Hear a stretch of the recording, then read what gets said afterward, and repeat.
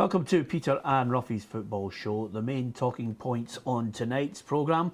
Rangers prepare for a title party at Ibrox tomorrow, and also in the news today, Mark McGee is the manager of the month for March. And finally, Celtic say goodbye to Dirk Bo Richter. That's just a few of the points we'll be talking about on today's programme. Alan Rough is with me as ever, and our bookroom guest, I'm delighted to say, is Falkirk striker John Baird. And I'm looking at it, I'm thinking to myself, John, 19, close to the 25, I still have confidence that you can do it. Tell me that your confidence is sky high. Yeah, I'm confident, especially after Saturday's come back for the week before's penalty miss to get another goal on Saturday. I'm confident we'll hit your target for you. Yeah, I mean, I have to say to you, and I'm not going to lie, and we're not going to fudge this, every time you score, his head hits the table. He's raging. He's not a John Baird fan for the entire season. I was wondering why he keeps kicking on the table. And when your penalty, I mean, you should have seen his face. I mean, what happened? I mean, the keeper's obviously studied you. Well, I was hearing he was checking my penalties back to 2005, so fair play to him, and he gambled and it paid off. Yeah. What went wrong was the manager angry with you guys, especially when it looked as if, I mean, we're not angry with you, despite the fact that we had a treble and you were the last part of it and we could have won an absolute fortune. Well, I'm not allowed to get involved in gambling, but it was more disappointing. The manager never really got into much after the game. I think we're at a stage now, the boys know what's needed, and Saturday just wasn't enough just for the final 20 minutes. Yeah, it's all about confidence as well. You guys are playing well. I've said to you, Roughie, on more than a few occasions, I still think there's a twist in the tail, and that twist being Falkirk in this playoff. Yeah, it's going to be like the end of any season when you're going for these championships. It's who holds their nerves, you know, who gets a wee rubber of the green, you know. But once you get on a winning run, you know, at a crucial time, it's very difficult to come off it. And at this moment in time, apart from the weekend there with Falkirk, when they were winning 2-0, you thought, well, they're really hitting for them at the right time. But certainly I think the both of them have got to show that they can win games in the big games. And talking of big games, do you feel as if the game against Hibs is the decider on that? Yeah, I would say so. That's the old 6-pointer in it, and I think if we've got a hard game Saturday first and foremost, but we'll look to obviously get maximum points there and then take it into the game at Easter Road and see how it goes. Yeah, absolutely. Of course, Roughie, at the weekend, it looked as if it was going to be a title celebration at Starks Park, but Raith Rovers clearly haven't read the script either, because they actually come up with a late winner. And I don't know if you watched it, but I think now when you hear Mark Warburton saying he needs 5 or 6 players, you can see why, because the defence will need to be strengthened in the summer. Yeah, it's a defence that was really, really strong in the beginning of the season. You know, they weren't losing at all. They were scoring freely, but everybody knows that their two fullbacks like to get forward. You know, there are gaps appearing, and we spoke about it on Saturday. Maybe he just has to look at the team and say, maybe we don't need to be as adventurous all the time. No, let's be a hard team to lose goals. But they haven't really got that in their makeup yet. But they are playing attractive football. They're scoring goals at the other end. He just needs to sort it out. Although, you know, I'll hold my hands up here, John. I think sometimes we can be unkind in the media when you don't pay tribute to Raith Rovers, because their form in the division has been good enough to suggest that they can come back against the likes of Rangers. Yeah, I look at Raith Rovers results. That's one of the teams that I follow. And this season, the manager getting manager of the month as well for this month shows it. How well they've been playing, and I do think they'll have a lot to answer to, and even if they don't go up, they've still got the chance through the playoffs, but the other games. Yeah, absolutely. And congratulations to Ray McKinnon, the Championship Manager of the Month, and of course the Manager of the Month in the Premiership, Roughie, is Mark McGee. And you know, here's a guy who said that he thought in February he could be facing the sack, such as the poor results that Motherwell were dishing out. Yeah, no, I think the good thing about it as well, from Mark's point of view, is he's not had the money to wheel and deal. You know, he went in there with a set amount of players, and he's had to use these players to the best of his ability, and that's what he's done. He's got a reaction at them. A lot of them are experienced players, have been through it before, and he's got the 3 or 4 wins that every club would love to go into a run with, and that's the ones that have taken them out of trouble. Yeah, although I have to say, Roughie, and you as a goalkeeper, I mean, John would be delighted as a striker, but you as a goalkeeper, some of the goalkeeping mistakes at the weekend are, it's cringe-worthy. The goal from Motherwell, I've highlighted 3 mistakes: Manus, Fawn Williams and Fotheringham of Rangers. I think as keepers they'll not be happy with them. No, sometimes it's the easy ones that just take you by surprise. You think it's it's coming into you, and you just drop your shield a wee bit and you make the mistake. And 9 times out of 10, that's why it's so difficult being a goalkeeper. If you make a mistake, it's going to be a goal 9 times out of 10. Whereas outfield players get the luxury of, if they don't trap the ball, it goes to somebody else. But goalkeepers know that if it's a mistake, you just hold your hands up and say, my fault. Sorry about that, guys. Absolutely. And Motherwell, if they finish 4th, it's amazing, John. If Celtic were to win the double, Motherwell would be in the Europa League. Well, if you look back to where Motherwell were, actually there was a question mark if they would be in the playoffs down the bottom end, and credit to them, they've got the results and they're up fighting at the top end. Yeah, and here are the results from the Premiership all across the weekend, Roughie, and no worries whatsoever for Aberdeen. They just cruised it against Hamilton Accies. Yeah, we spoke about it. We're all saying that Hamilton, you have to feel sorry for them. From a neutral point of view, they are on a bit of a free fall. It seems to happen to them quite a lot every season. That at some stage of the season they go through a really, really bad run, but they 9 times out of 10 they always seem to dig themselves out of it, and he'll believe that the players can still put in a shift and win the important games that are coming up. But you're right, it looks as if it's Hamilton and Kilmarnock. Yeah, and at the top end of the table, Celtic were impressive in the end, getting the points. I think Hearts will feel, John, that they contributed to a very good game. First half especially, I thought Hearts were excellent. Jamie Walker scores another excellent goal. But Celtic will be obviously looking to get momentum going into the Old Firm game in a couple of weeks. Yeah, and I'm just looking, Roughie. Finally, Dirk Bo Richter says goodbye to Celtic. They've managed to clear the contract. 20 months since he last kicked a ball for Celtic. It's a lot of money to pay him. It's incredible, Peter. You would like to think that the player, if he was fit, he would be saying to himself, look, my career's not going to be here. I'm going to move on and play games, because every player wants to play as many games as possible. It's a shorter career as it is. I wouldn't like to think that he's wasted that 20 months just for the money.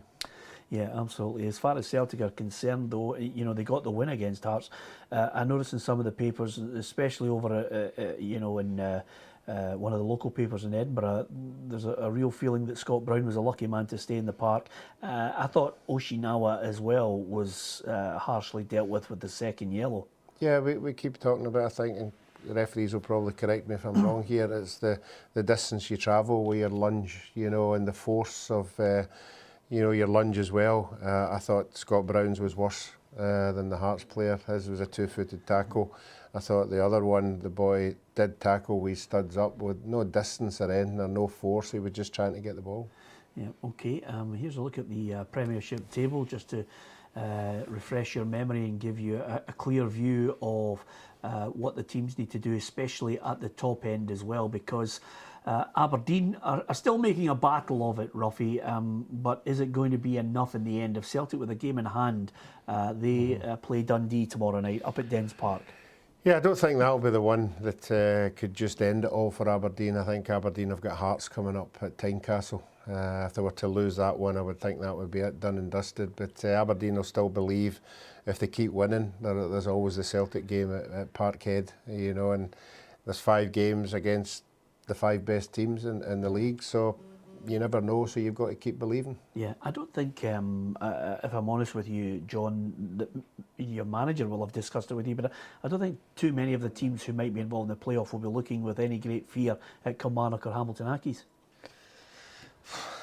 I don't think so, because I've been involved in playoffs myself. When you're at the team that's at the top end, going to play the teams that are coming up, they've got momentum. We've been fighting relegation. Normally the team's not scoring many goals and stuff like that, so it could be a positive for, say, Falkirk going into play a Kilmarnock or a Hamilton. Yeah, I can't pick between them. I think there's nothing between those teams. It could be down to, as John said there, the confidence.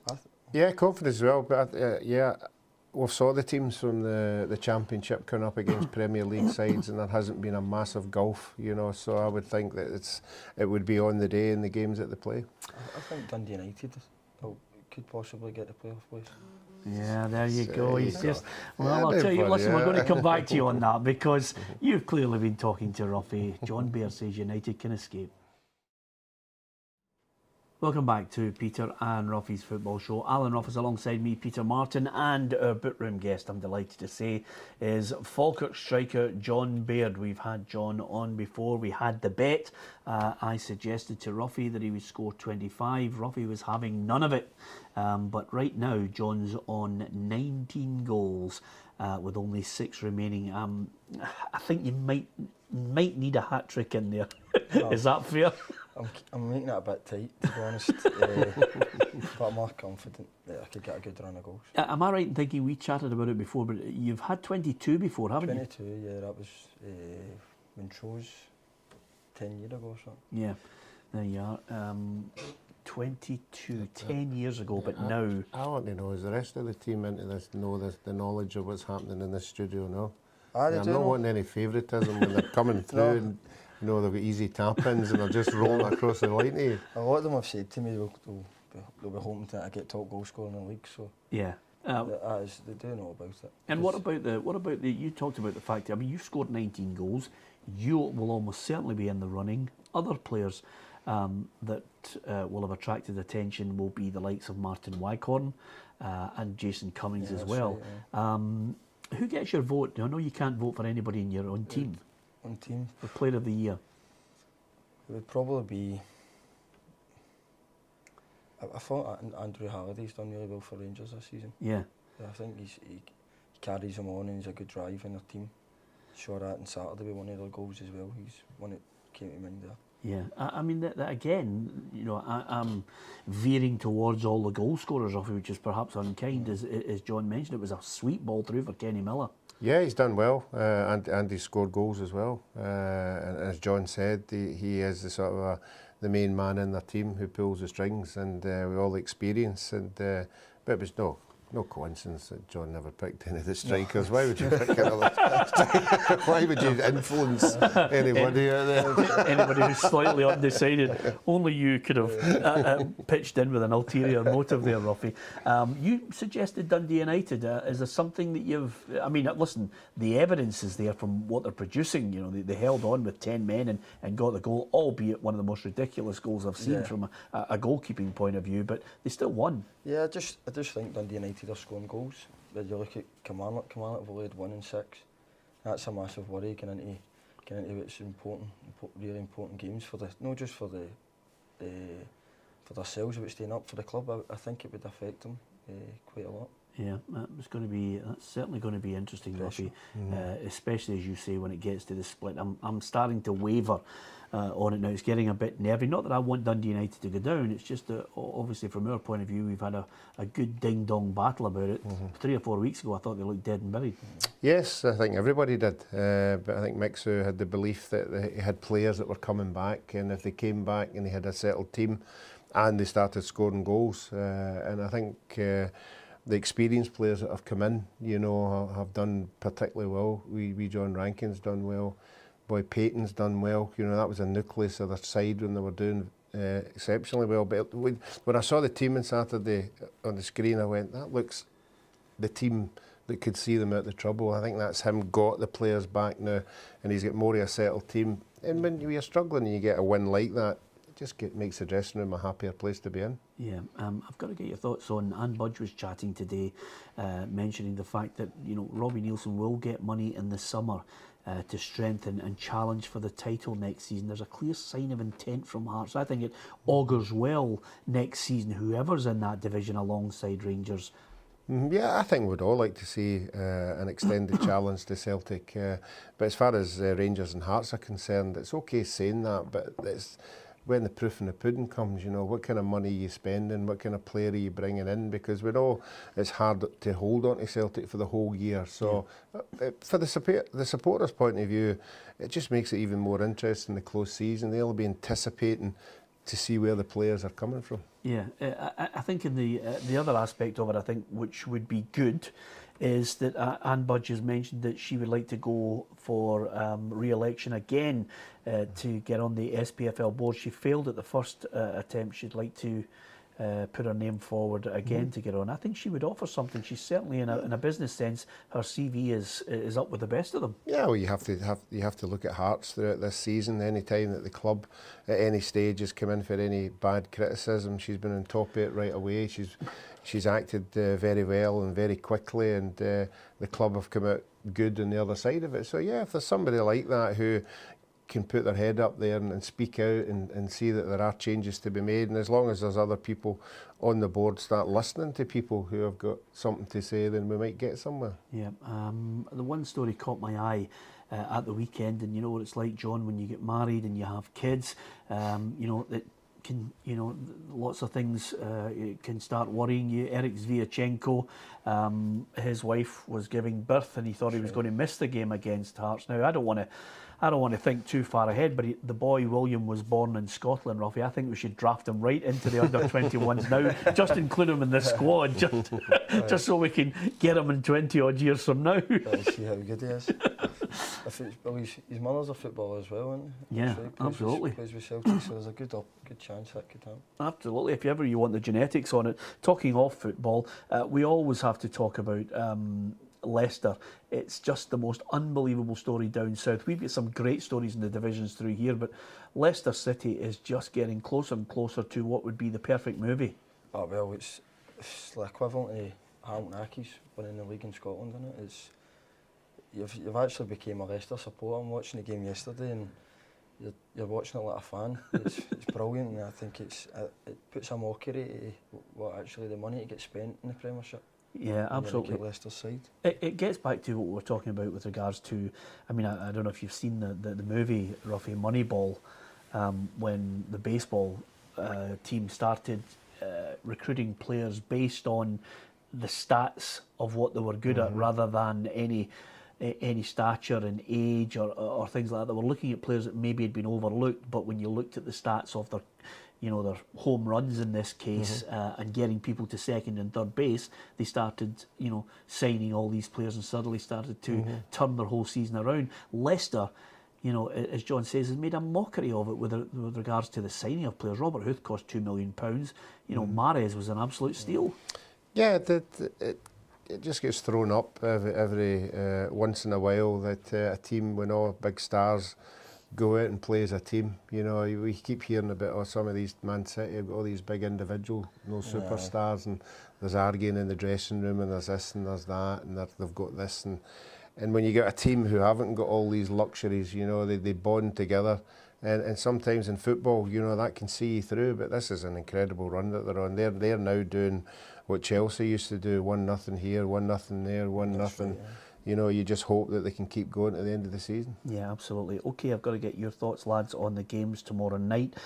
Dundee against Celtic. Good win for Dundee at the weekend, John. Can you see them causing Celtic problems? I see them causing problems, especially with the strikers they've got, Hemmings and Loy, but I think Celtic will just be a bit too strong.